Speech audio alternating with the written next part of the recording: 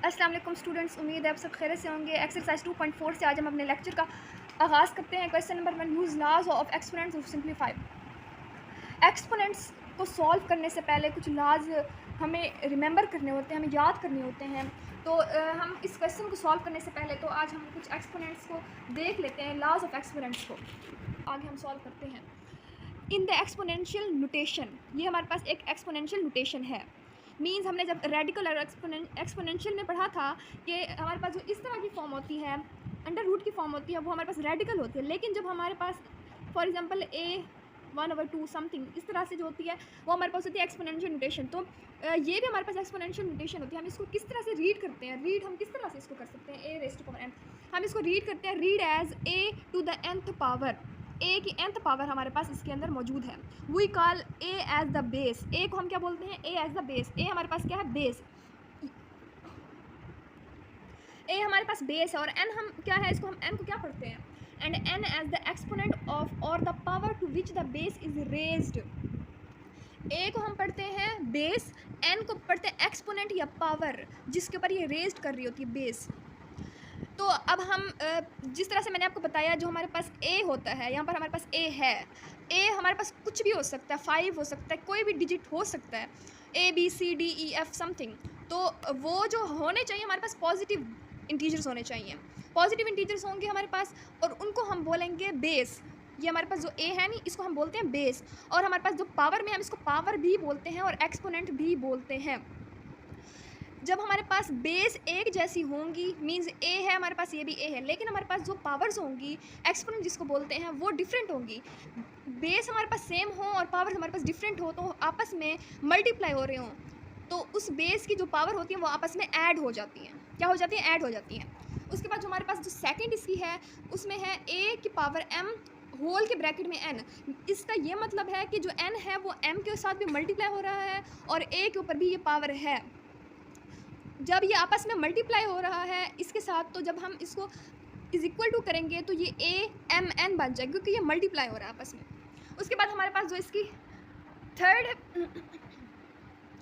Third जो इसका ला है, ab होल के पावर में n। जब हम ab होल के पावर n बोलते हैं तो हम an भी बोल सकते हैं, bn मीन्स के जो हमारे पास दो बेस होंगी, हम उनको सेपरेट करके वहीं बेस वहीं पावर उनको अलग अलग भी लिख सकते हैं। अब a भी है तो होल की पावर n है, हम ये नहीं बोल सकते कि ab होल की पावर n को हम सिर्फ इसी तरह लिखेंगे, नहीं, हम इसको an.bn भी लिख सकते हैं। ये इस सूरत में भी लिखी जा सकती है।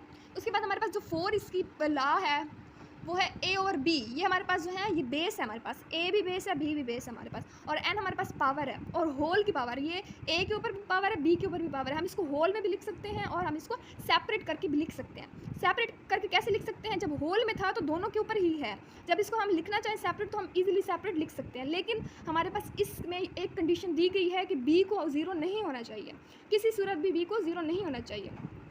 फिफ्थ इसकी जो है हमारे पास, इसकी जो हमारे पास फिफ्थ लॉज ऑफ एक्सपोनेंट है am/an। जो हमने फर्स्ट इसमें पढ़ा था, फर्स्ट लॉ में पढ़ा था कि जब हमारे पास बेस सेम हो तो उसकी पावर आपस में ऐड हो जाती है, मल्टीप्लाई हो रही हो आपस में। लेकिन जब हम देखते हैं कि जो दोनों बेस एक जैसी हैं और उनकी जो पावर्स हैं वो आपस में माइनस हो सकती हैं। जैसे अब ये m है तो जो n है जब ऊपर जाएगी तो इसका साइन नेगेटिव हो जाएगा।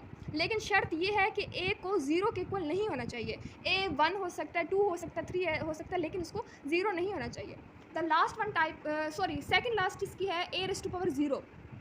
सबसे अहम बात तो मैं आपको बताना चाहती हूँ, हमेशा ये बात याद रखिएगा, किसी भी बेस की जो पावर 0 आ जाए, पावर हमेशा अगर 0 आ जाए तो वो हमेशा 1 के इक्वल। अगर मिसाल के तौर पर a की जगह a की पावर 0 है, अगर मैं 11 लिख दूँ, 11 की पावर 0 लिख दूँ तो ये भी 1 के इक्वल आएगी। अगर मैं 11 की जगह 12 कुछ भी लिख दूँ, इसकी पावर 0 है तो ये 1 के इक्वल आएगी। मीन्स कोई भी इंटीजर, पॉजिटिव इंटीजर हो सकता है, उसकी जो पावर अगर 0 आएगी तो वो 1 के इक्वल होगा, ऑलवेज 1 के इक्वल होगा। इसका जो लास्ट लॉ है वो है a⁻n। इसकी पावर है a⁻n, तो वो किसके इक्वल हो सकती है, वो हो सकती है 1/an। लेकिन इसके अंदर भी कंडीशन दी हुई है, a को 0 के इक्वल नहीं होना चाहिए। अगर मीन्स यहाँ पर a 0 के इक्वल आ जाएगा तो ये हमारे पास अनडिफाइंड इसका सोल्यूशन आ जाएगा, लेकिन हम अनडिफाइंड नहीं लाना चाहते, तो इसके लिए हमें 0 के इक्वल नहीं करना होगा।